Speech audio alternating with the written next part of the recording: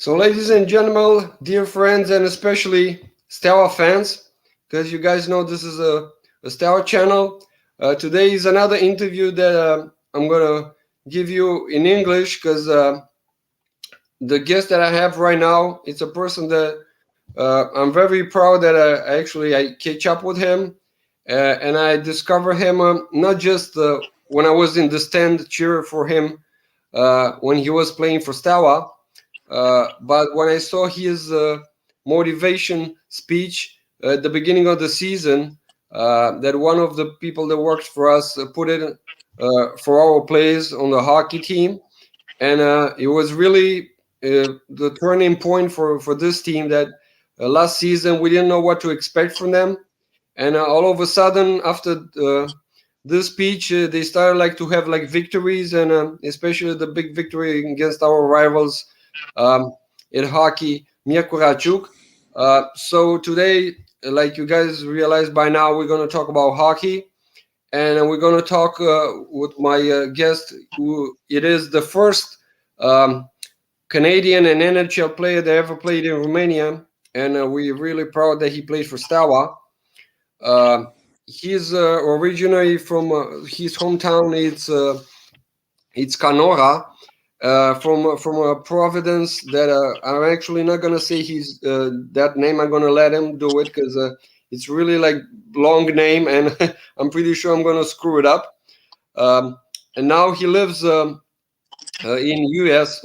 Like me, he has two beautiful daughters, and he also have a hockey academy that he opened it. He played for Steaua he joined us in 2008, and he also played a big part of 2009, and he also took over as head coach, and before the head coach, he was the second coach. His professional career was between 1999 and 2010. He was drafted in the 8th round, 192 overall by the San Jose Sharks in California, the hockey team, in 1997 NHL Entry Draft. And there's also other stuff that I'm gonna mention during this interview and through my questions. I'm gonna stop the presentation right now because I don't want to make it too long and then get you guys bored and not talk about anything after the presentation. And as you guys know by now, I'm also doing every time just shortcuts from all the presentation, because when you talk about Steaua athletes or players, you have to really cut a lot of it because there's so many things to talk about. But without further ado, ladies and gentlemen, like I said, Steaua fans, today I have the pleasure to give you this iconic interview with our NHL player, the first Canadian NHL player that played for Steaua, no one other than Cam Severson. Hi there. How you doing? How you doing, sir? I'm really proud that we finally got to have this interview. And like I said, I was you get me moved also when I saw your motivation speech, and it was really effective to the team on that game, and they really win big time, 5-1,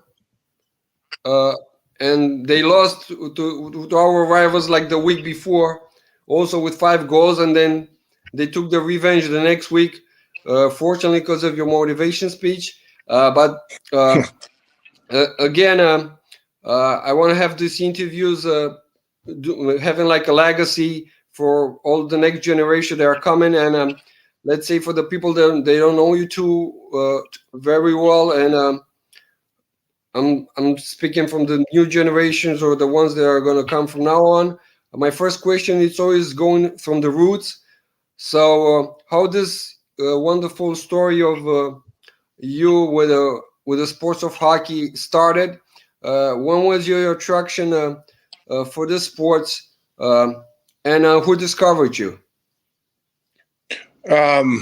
Thanks for that awesome introduction.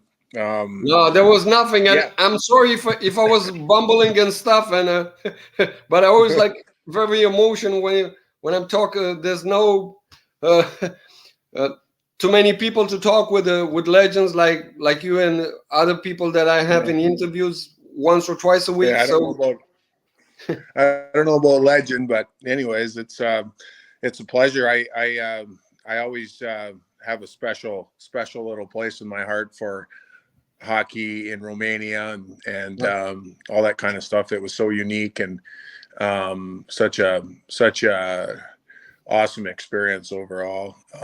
But back to your question, I grew up in Saskatchewan, Canada. That's the province that a lot of yeah, people can't say. that's why I didn't say it. Yeah.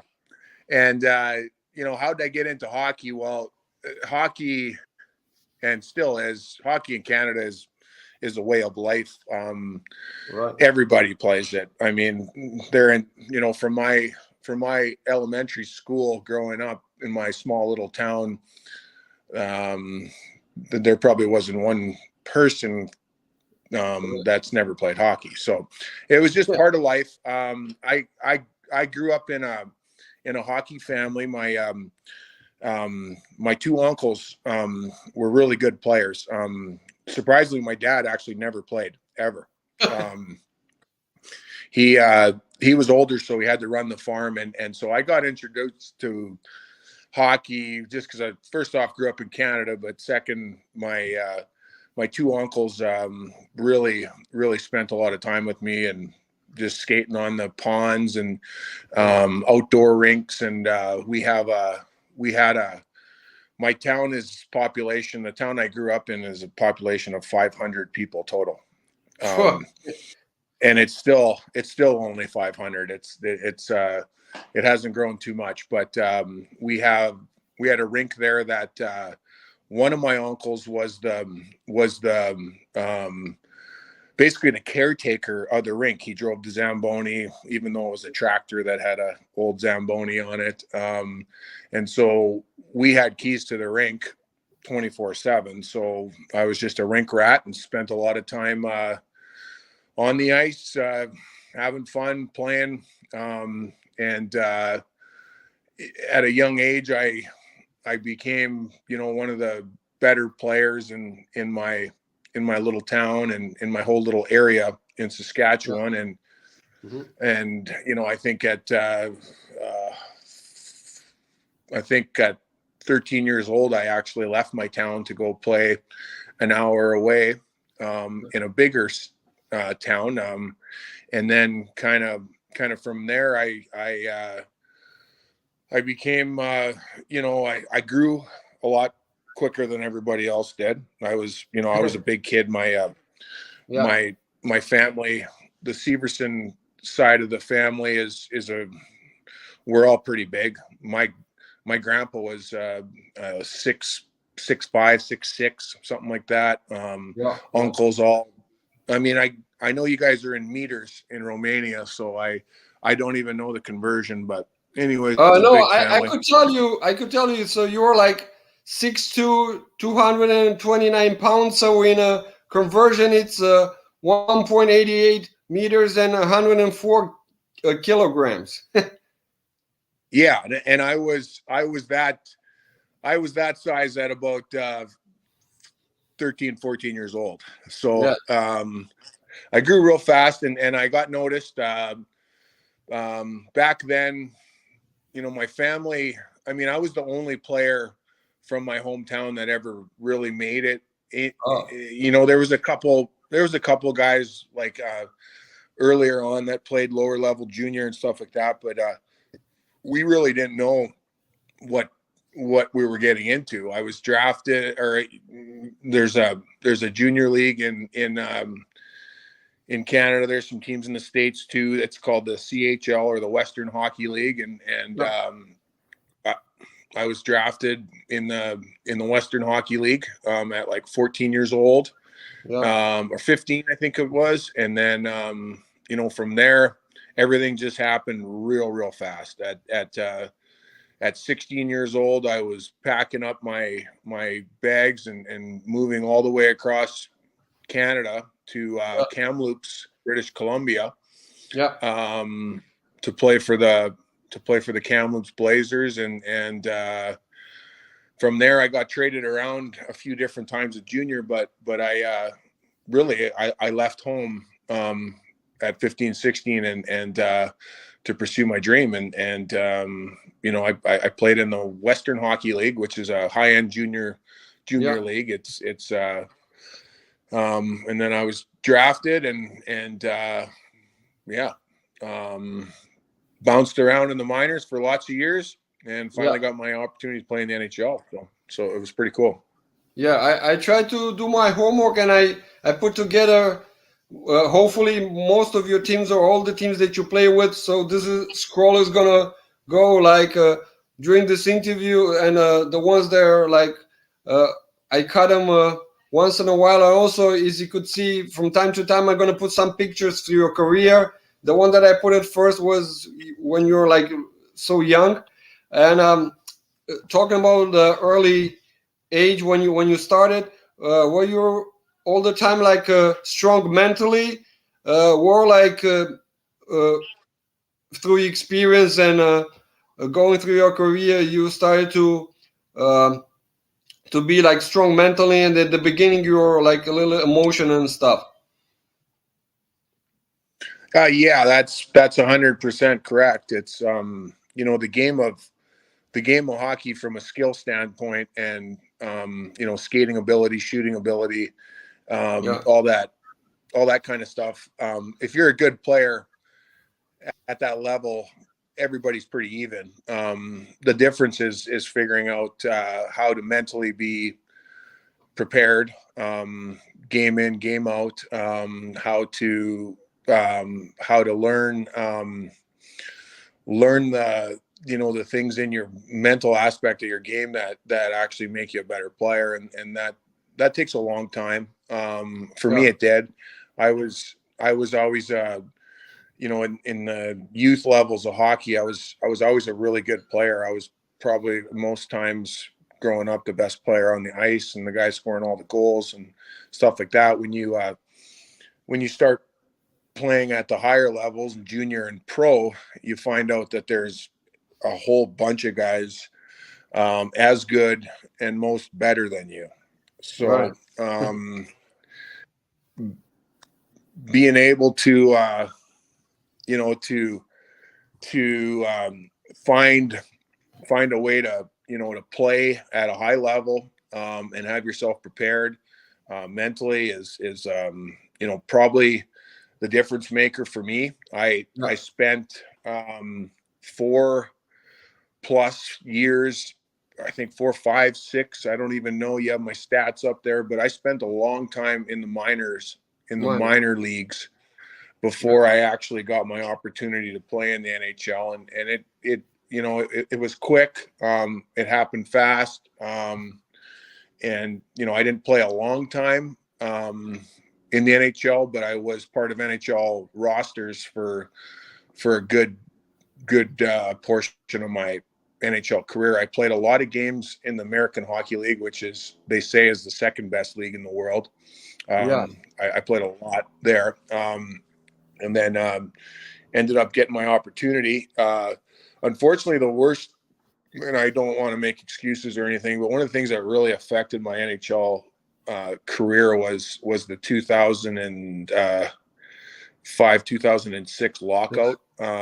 So I the year before, I finally established myself as a somewhat of a almost full-time kind of NHL player. I spent a good portion of the season in the NHL, even though I was healthy scratched a lot.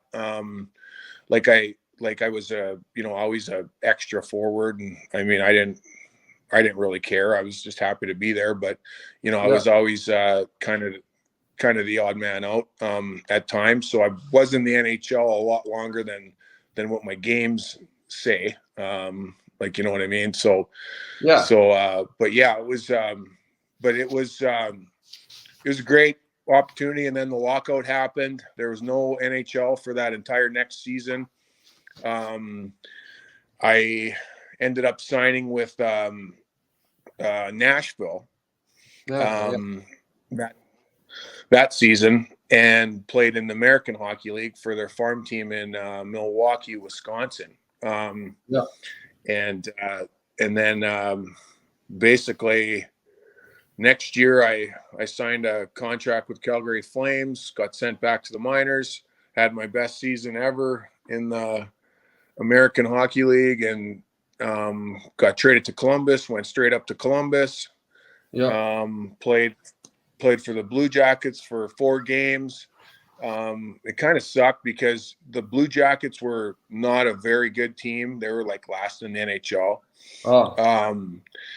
And it was like, you know, they were calling up, like, I got to a point where I wasn't a young little prospect anymore.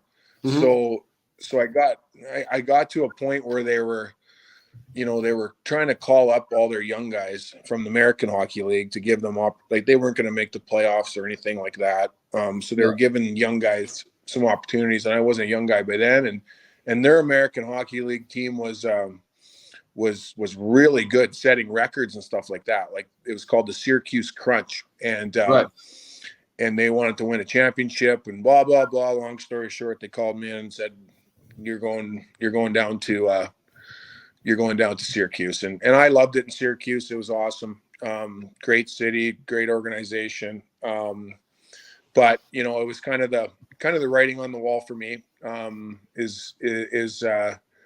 I became, you know, I was, you know, looked at as a good guy to have in the minors of the NHL, to kind of look after the young kids coming in and be a good role model and be a leader, and guys make lots of, I mean, guys have a long career doing that. But on the other side, I was also somewhat of a tough guy. Like, I got in fights and stuff like that. And so I was getting pretty sick. I mean, I'll do that in the NHL nonstop all day long, but in the minors, there's some young, there's tougher guys in the minors than there is in the NHL. I mean, as far as fighters, big time. Correct. So I know you shoot with your left. Did you ever, was this always like an advantage for you, or you took as an advantage being a lefty, or was it a disadvantage for you ever? Well, I mean, what happened is I broke my left hand a few different times through my career. Like, you know, stupid hockey players, like throwing punches at somebody's helmet. Like, why not just take the helmet off? You know, stuff like that. So then I had to actually become a right-handed puncher, because this hand was, I don't know if you could see it, but it's like broken a million different times. Fingers hanging everywhere, crooked fingers, you name it.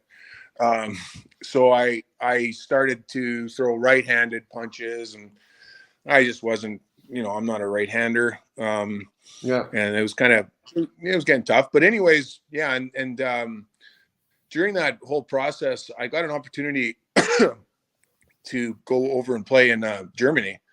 In the DEL, which is a very, very good league, and I was surprised to even get an opportunity to go there, because it's a lot more of a skilled league than you know, Europe is known for their skill, and, you know, tough guys and big guys like me don't necessarily, you know, I mean, I was in the penalty box, I don't know, probably 10 times in my first 2 games there in Germany. Like, I mean, you would just bump into somebody and they'd fall and you get a penalty. And it was really a huge adjustment for me, because I was, even in North America, I was a physical player here, and in Germany and in Europe, it's, you know, it's not necessarily part of the game as much as it was. So I really struggled with the physical aspect of it. I got suspended. I got,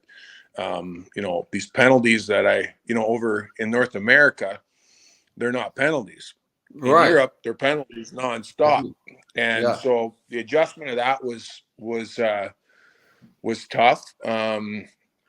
But I actually enjoyed it. My oldest daughter was born in Straubing, Germany. Oh, nice. I played there for a couple different seasons. Had a bit of an issue with the coach there, and moved over to Linz and played in the Austrian League. Austria, And I was about to ask super. you which one was tougher, in Germany or in Austria? Well, I always tell people I liked Austria better as far as the league, because and I love Germany, and I love everybody in Germany. I had so much fun there, but the Austrian league, for whatever reason, was a bit more North American style, in my opinion, as far as like a bit more physical, not as physical as North America, but it kind of fit my mold a little bit. And I really enjoyed it. The reason I didn't stay there much longer is because the head coach got a job back in Germany to go coach in Germany. And I didn't want to go back to that league. It just didn't, it was a really good league, but, and then out of nowhere, I got an email, or my agent called me. Yeah. I didn't even know what I was going to do. I actually I was ready to probably retire. To be honest with you, I was my career was a lot. As you can see, if you show my stats up there, I played in every city. Every year we were moving somewhere, and it was a lot. And it was starting to get to a point where I wanted to get into coaching, and I was exploring opportunities on the coaching side of things. I actually got hired in Spokane, the area I live in, to be the assistant coach for the junior team. And but I don't know where I got a call from my agent saying, "Hey, I got somebody from Romania called, and they want you to come play there." And at first I was kind of like, Romania, like, nothing against Romania. This is before I knew anything about hockey or anything in Romania. It's just, it's not known as, one of those leagues. There's Germany, Sweden, Switzerland, those kind of leagues that you play in. And, but anyways, kind of, and my agent at the time was, this is kind of, like he said, Cam, this is kind of an interesting opportunity. Like, apparently no Canadian has ever played, or no NHL players ever played in Romania. And they're, they're trying to build a program there, to develop hockey overall. And, and I started to really think about it, and then started to talk to Mr. Christian Kurlan. Awesome man. God bless his soul. Started to have conversations with Christy. That's what I call him. And it was, it started to get real interesting. I mean, it was, what he and Steaua was trying to attempt there, I thought was, pretty cool. And so over a lot of crazy considerations and all the above, I made the decision to go over. And that's how I ended up in Bucharest, Romania. And I also interview some of your ex-college, Timaru, and some Ukrainian people like Pisarenko and other guys over there. I already interviewed them, and I was trying to gather some of your numbers that you were through your career. And I see at Anaheim you were like number 14 and 17. At Syracuse you were 22. At Columbus you were 24. At Steaua you were 44. Was it any story behind it? Any of these numbers or any other numbers that you're wearing, or you never care about the numbers? Well, no. Well, first off, I was number 22, and that Yeah, was my number. That was my number throughout my entire junior career. yeah, And when you get to pro, you don't get to, I wasn't Wayne Gretzky coming in where I get to pick my number. You know what I mean? yeah, So you basically get, you get the number that's given to you, and I didn't care. I was happy to have any number. I would have been number 0 in the NHL. I don't care. yeah. Um, but then, when I went to, after my pro career, when I went to Europe, I got to pick my number. Like when I went to Germany, I got to pick my number, and I just took, it was the second part of my career. I changed 22 to 44. Yep. Actually, no, I take that back. No. Oh, Seppi Lehner, which is a long time, like he's a legend in Germany. His yep. name's Sepp Lehner, and he was the captain of my team in Germany for the Straubing Tigers, and he was Yep. 22. So Oh, I wasn't taking it. He actually offered it. uh-huh. Said you can have it, but no, he's a legend in the game of hockey in Germany, and so I wasn't going to take his number, and so I changed to 44. So that's why you just double it. Instead of 22, just you put double it. times Yeah. 2. Yeah. So it was a Times good 2. number Yeah. also that you play at Steaua with 44. I also want to ask you, which position do you consider the hardest to play in NHL in any of the lines? Which position in any Yeah. of the lines? Yeah. Well, I mean, obviously, I've never been a goalie, Because you but play that's got three to be. positions. You play left wing, but you also play center or forward. Have you Yeah. ever think of Well, playing other ones, or which one of you was the most comfortable, or which one you consider the hardest? funny story. In junior, I played defense a lot. Wow. I started as a forward in junior, and then one of my coaches turned me to a defenseman. Yeah. And I think it, in a way, it kind of hurt me because I got drafted by the San Jose Sharks as a defenseman, Yeah. and I'll never forget it.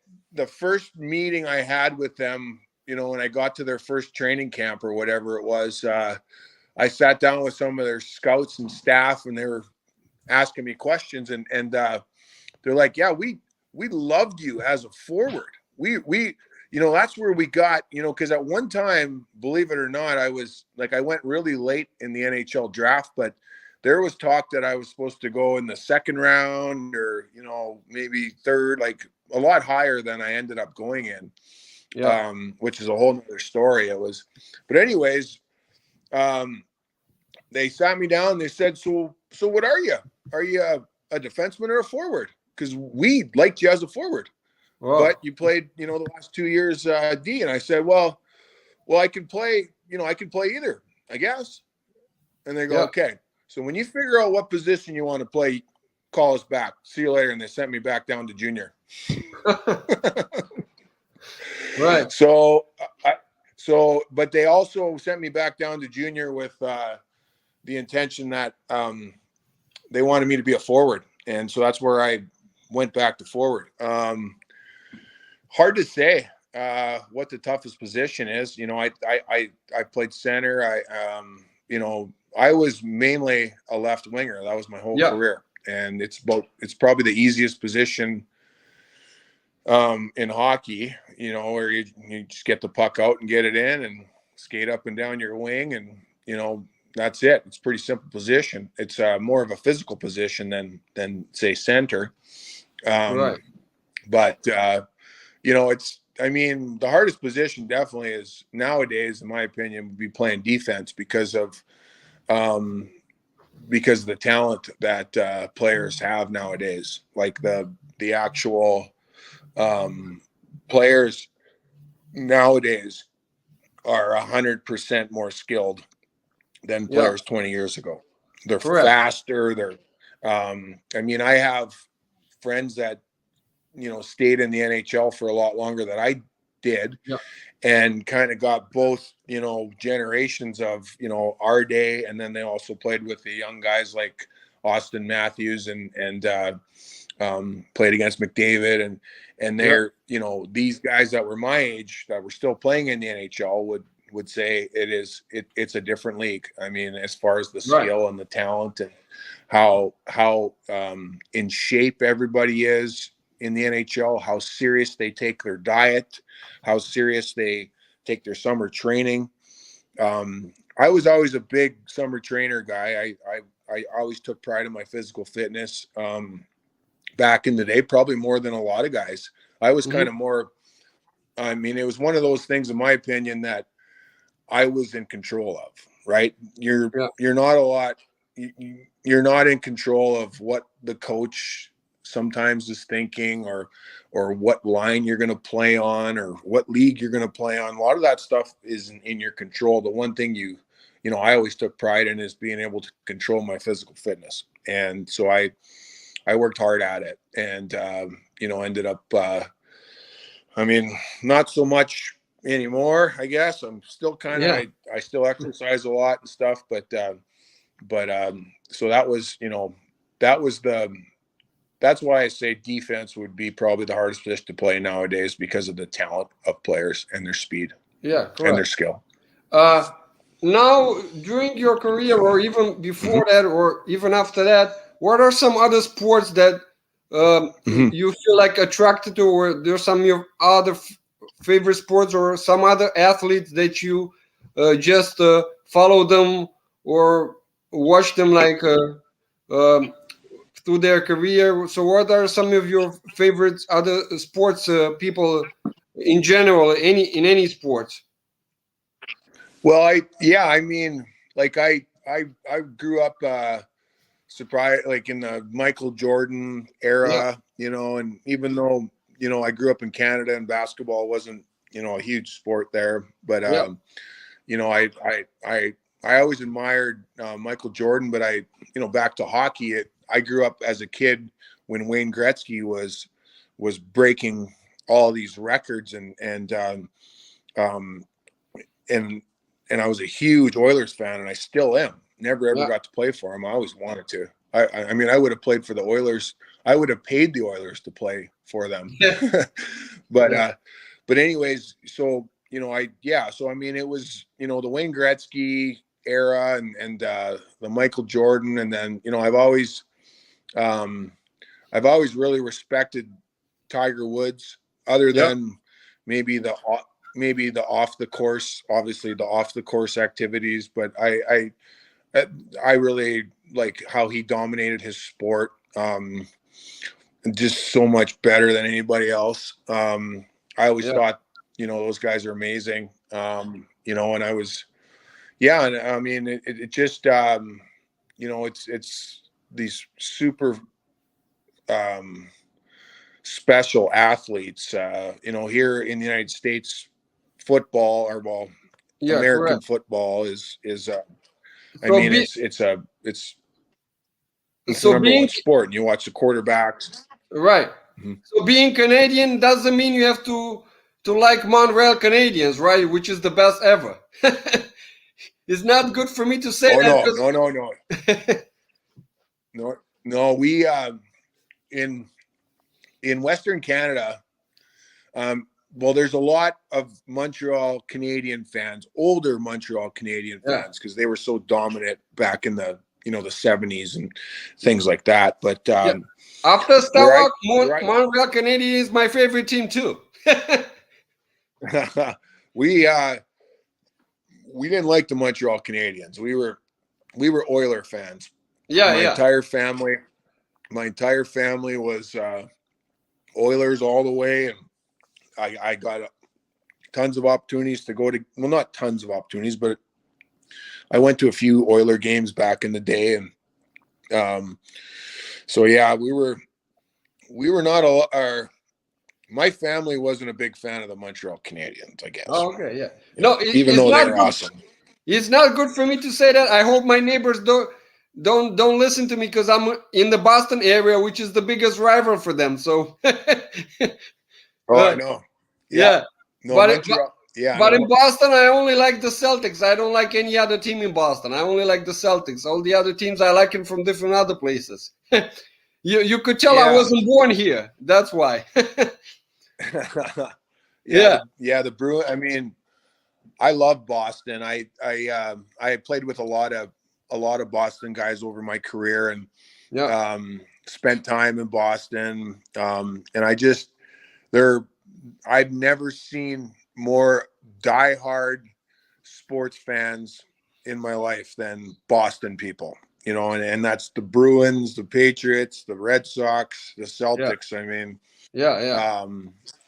huge sports people. But I always liked Boston guys. They were a little different, but Right. in a good way. Right. Mm-hmm. Because you Yeah. play with Steaua also in the National Romanian League and also in a Liga Mall, which in that Liga you facing team from other countries. Uh, how did you like that league, Liga Mall? Was it kind of like similar with what you play in Germany and Austria, or the team were not that tough? No, I mean there was, like that, the Mole League. That well, your huge rivals. What are they Chuk. called? Chick Yeah, me Sereda? Chuk. Or yeah, Chuk. Chuk. I just Chuk. called them Chuk. Yeah, I Chuk. mean, they were the best. They were the best team in that league, and they were from Romania, right? Yeah. So the league was, there was probably the top 4 teams were pretty good. Yeah. Better than I thought, to be Hmm. honest with you. But for the most part, that I think it was a pretty new league at the time, and there was good and bad teams. But like I said, Chuk. I mean, they had an NHL player. I can't think of what his name is, but he was really good there. Oh, And okay. he's a Romanian background. Oh, I don't okay. know Well, who. if you play for Yeah. Chuk, we don't care too much about it. I know that was probably the rivalry between Chuk and Steaua was Yeah. probably the best, the coolest part about being there. I mean, Yeah. it It's like was Boston with Montreal. yeah. And I'm a big history guy, and I really got into, the history of that whole rivalry, and kind of, I don't want to get into it, but Yeah. why it exists and stuff like that. But I thought that was pretty cool. And that small little town in the middle of nowhere, Right.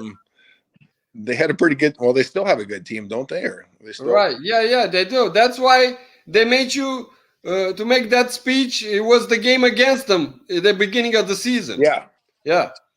I But know. Well, everybody. Well, I talked to a couple, because I still talk to Rose Van Lupasco, and yeah, which is the coach. a Yeah. couple guys. And the way everyone, like, that speech basically changed. I didn't. I was just wishing you guys good luck. I had nothing to do with it. It's all from the players that bought in and worked hard, and that's basically it. And super proud of them, and if Yeah. it But helped somebody, you touch them then when you're supposed to awesome. touch them. So you did a good job. You went through their hearts, and they right went into the action, and they win 5-1. You know what? When you say hearts, that's something about Romanian, well, people in general, but like the players, with the passion that Right. these guys played with, and it was amazing, because I know financially what they were getting paid in Romania, and it's not, anything even close to anything anybody ever gets in pro hockey. But, with the amount of passion that the players played with, Timaro and, Lupasco and our goaltender, Cake. I couldn't say anybody's name. Oh, Catrinoi, Adrian Catrinoi, right? Yeah. I interview him too. Michu, I think and so, but anyways, it was just amazing, and to see that, because I came from the NHL where players make millions of dollars, right, and still, at times complain about things, right? Like, it's just about a flight or about the food on the plane or something. Right. And just to go there and see players that are basically for a living and making feed them and feed their family, and play with the passion and the heart, and as much passion and as much heart as NHL players play with that make millions of dollars. So I really respected that, and really, for whatever reason, my time in Romania, and it was kind of, it was like an adjustment. At one time I left, and then I came back, and there was a lot of things that were Christy was trying to work out with, behind the scenes and sponsorship and stuff like that. And it was an uphill battle for him. I was part of it. I was in those meetings where, he was really working to grow the game, and, the arena and sponsorship, and just it's really, like, it was just amazing to be part of. And also Timaru told me that the guys took you as an example, even the way you train, and because they were dragging their bodies to the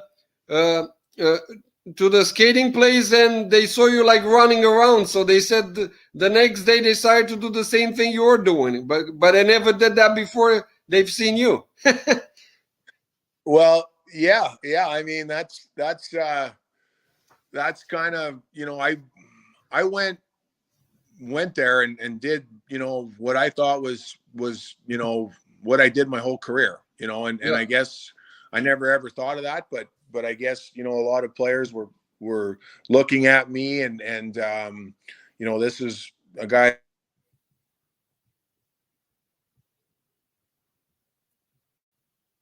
that, if it helps some players, and all the above, I think that's what it's about. I mean, I wish I could have been there longer. It got to a point where, we just weren't right, in the there's a lot of things that need to be worked out, and I ended up getting a real good opportunity to start my own hockey business here in the United States, and and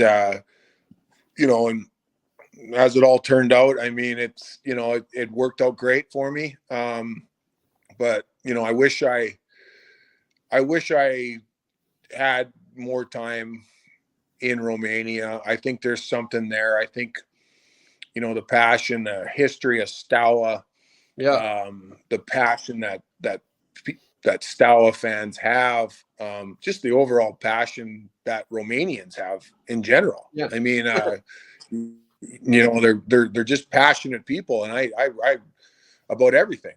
And I really enjoyed that. And so out of all my places and all that kind of stuff that I played, I probably think about Romania more than I even do when I played in the NHL.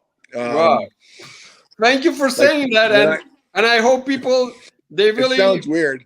Yeah, well, it doesn't sound weird, but the people might think I put you to say that, but I'm just going to tell them it wasn't the case. I've told lots of people that it's there was something special there. But at the end of the day, it's it was a great experience. It was all definitely different. You know, I brought my wife and my daughter there. Wow. And we had an apartment downtown. I can't even. It's like where all the restaurants and everything were. I Oh, mean, okay. it was. I don't even know where it was, to be honest with you. No, But don't worry about it. It doesn't matter. You just did a big I mean, impact I through our club. could That's show you why. where it is right now if you took me there. Oh, yeah. But Actually, anyways, I'm gonna go in the fall to visit them, like, because my brother is running 2 or 3 marathons a year, and he never ran the Bucharest Marathon, so he's gonna go in the fall, and I'm gonna go with him. So hopefully I could see a lot of Steaua games, not just the hockey, also other yeah.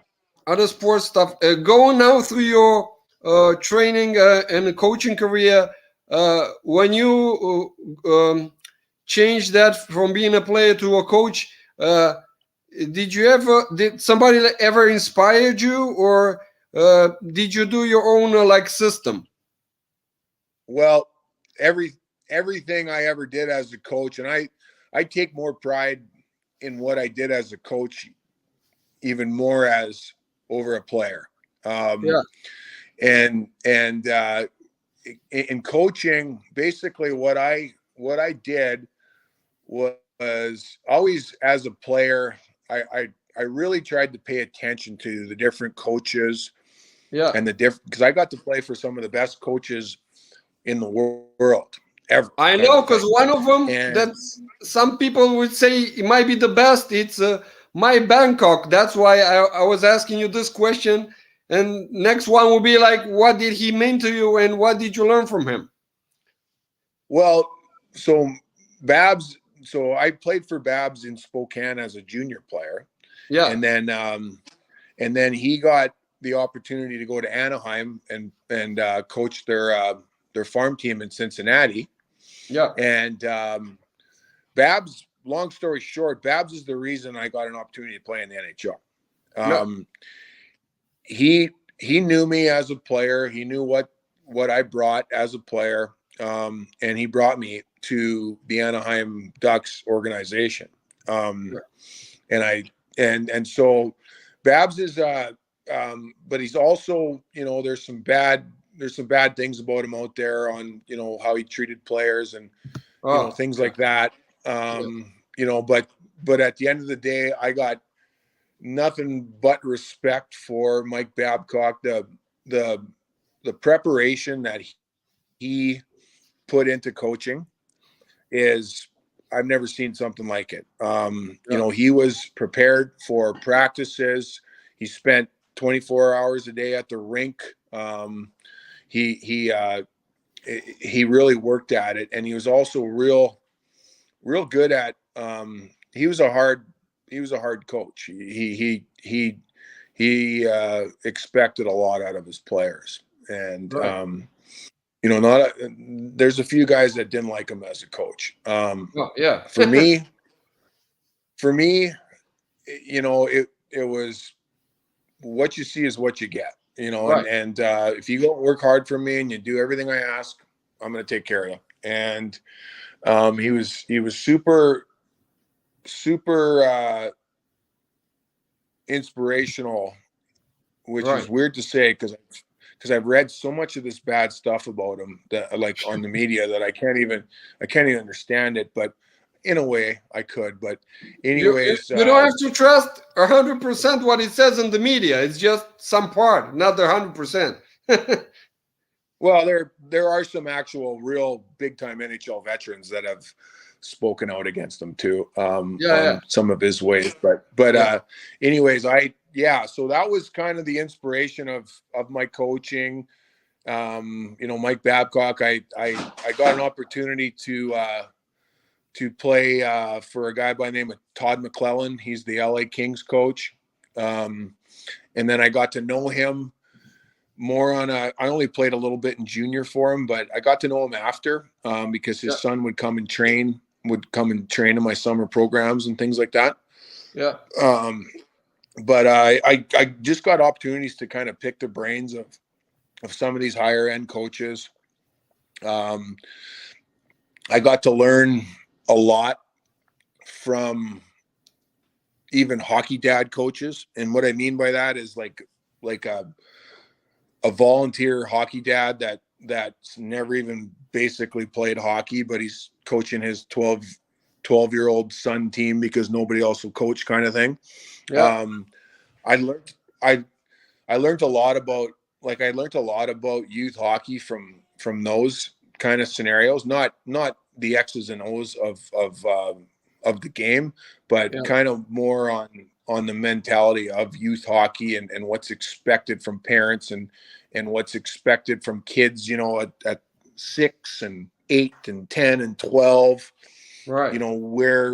where they should be at. And so I became, a big time hockey figure in the youth hockey side of things here in the, in the USA hockey side of things. And, really enjoyed it. The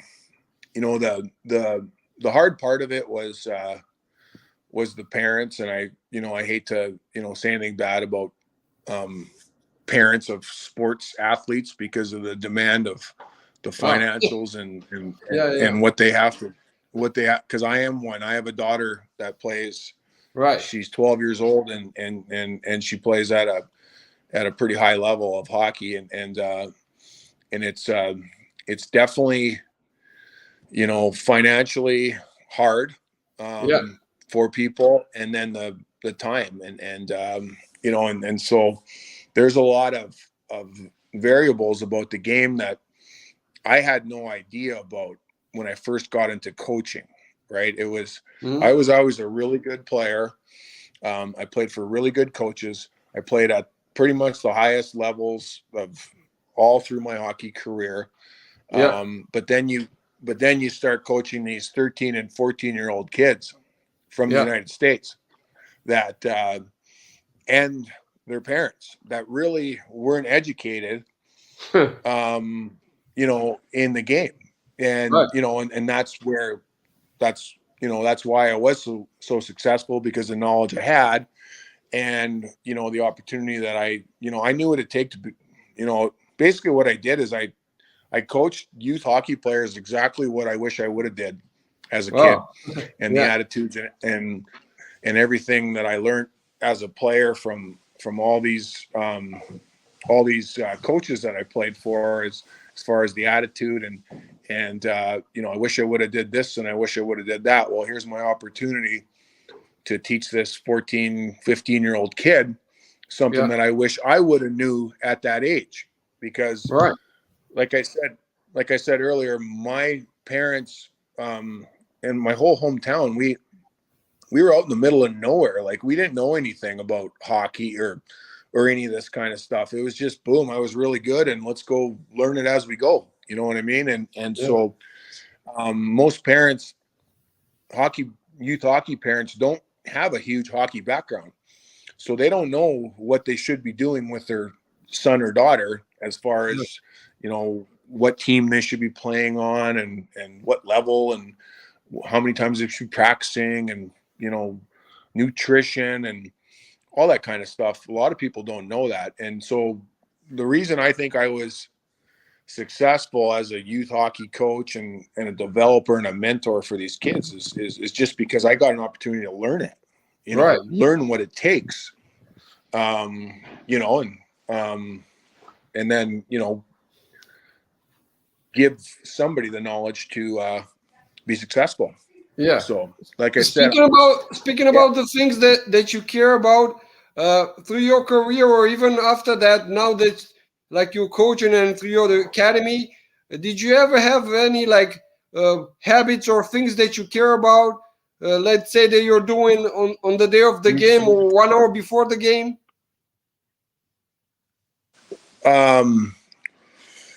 Say that again. I said, as far as my game preparation. not just the preparation, if there were like any things that you care about, like habits or something that you did through your career, or now that you see that are the little kids from the groups that you have in your academy, they're doing, let's say, if they step on the right feet, or if they're doing some preparation before the game, or some of the things that you did when you were like playing.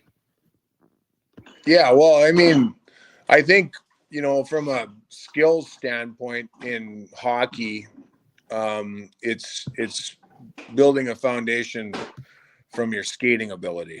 Yeah. And, that's, without being able to skate, you can't really play the game, obviously. So, from a kid's foundation, that should be first and foremost, number one. My mom was a figure skating coach, Nice. back when I was a kid, and she did figure skating too. She actually played hockey. When I said earlier, my dad, he never played hockey. The first time I ever seen my dad ever skate was a father-son game. When I was a kid, and he couldn't even stand up on skates. It was just the funniest thing I ever seen. Nice. But my mom actually played she figure skated and hockey. And so I did figure skating as a kid, if you can believe that. Big, tall, big, whatever, I wasn't very good at it, but it gave me the the foundation of my edges and my balance, and as you build your skating ability, you build everything else in your game. You get more confidence as a player, and all the above. So, number one is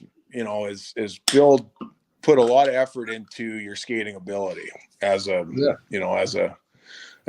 then, number two would be, like I said earlier, the one thing that players do have control of is their physical fitness. Right. They can control how big and strong they want to get.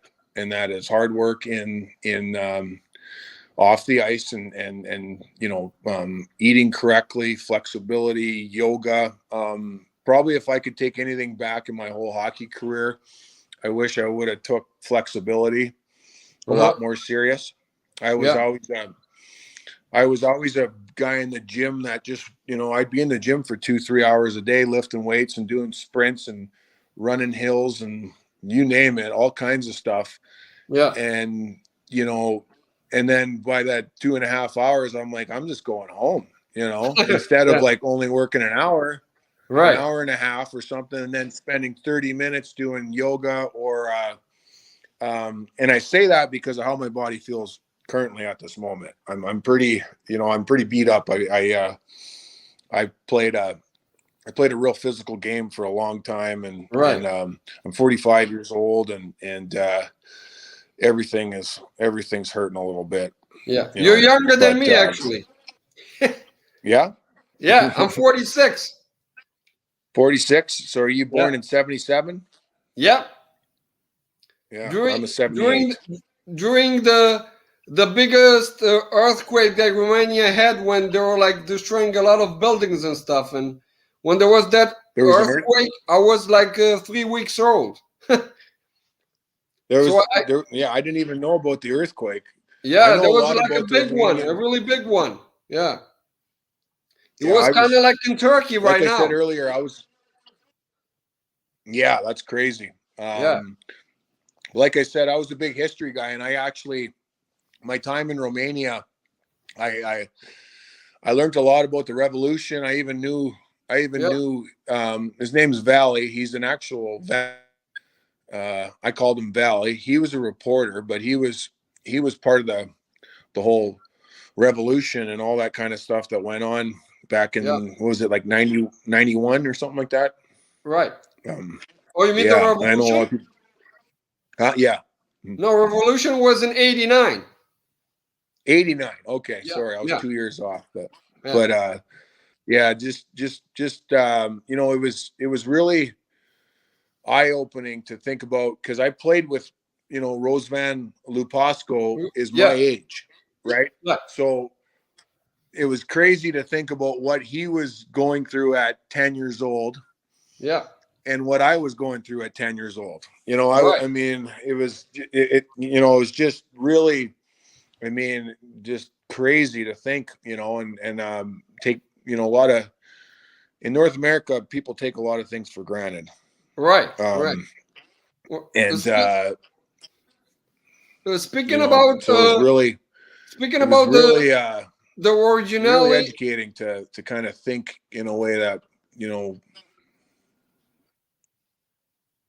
Oh, I think there's a delay. That's why I didn't want to interrupt you. But I yeah, was gonna ask you about even though you said your small town hometown is just like 500 people. There's also famous about the mountain ski resort. How is that going? that's Mount Norquay. That's totally different. That's in Alberta or Oh, BC. So and I went through this, so that's a whole different place. Beautiful ski resort. Nothing even close to where I grew up. My oh, town was called Norquay, but it's a prairie. Now Saskatchewan is flat prairies. And it's right. really, really cold. You can see your dog running away for 3 days is what the joke there in Saskatchewan, because it's flat prairies. So it's Mount Norquay is a complete different place. But I grew up in a farming community. That's what everybody did, and that's what everybody still does. We Oh, have some of the best farmland in North America as far as yeah, correct. growing barley and canola, and that's what my family still does to this day. Um, I have my own farm, but it's in Idaho, Idaho, yeah, northern Idaho. yeah, right. Yeah, but it's not it's a it's a hobby farm. Goats, chickens, and pigs, and we got fish ponds and stuff like that. It's a small little hobby Right. farm. Well, not very. Because you called your hometown a middle of nowhere, and also, oh, okay. I think it just we just lost the connection. I hope Kim comes back, but I'm not gonna keep him too long. I was about to close up the interview. It's already like 1 hour, but hopefully he comes back, and we could say goodbye and maybe one or two last questions. Uh, in case he could come back, but if there's a bigger delay, then I'm just gonna close it right now. Uh, but hopefully Kim could make it back again. Uh, yeah, it happens because it's getting really late, and sometimes you cannot keep up with the internet connections. And like he said, he's in a area or Idaho where the connection is not that good. So, but hopefully he could come back for at least a minute or two. Uh, I'm gonna wait like another minute, and if he can make it, then we're just gonna end up this interview just all of a sudden without making a final word or something like that. Uh, but anyway, it was like a good conversation about all of his career, and as you guys could see, he really appreciated the time playing for Steaua and in Romania and all the other places that he played in Europe, in Germany, Austria, and all the other leagues that he played, and also the 3 years in NHL, like he mentioned, in Anaheim and in Columbus Blue Jacket. Uh, he played for 6 seasons in Western Hockey League, Central Hockey League, Eastern Coast Hockey League, United Hockey League, and American Hockey League. Uh, as I was putting things in here. Yeah, I think we cannot get Cam back, so this interview is just gonna stop right here. And yeah, it was a good discussion, and too bad that we cannot make like a final word. And I was thinking for Cam to give us like another message for Steaua fans now that he did a motivation speech for the team, for Steaua hockey team. Now maybe he could have a message for Steaua fans, but it seems that the internet is not with us this time. So I guess we're gonna end this interview right here.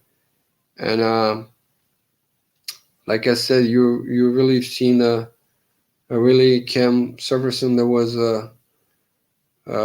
influenced by his time in Romania. He really liked the people in there.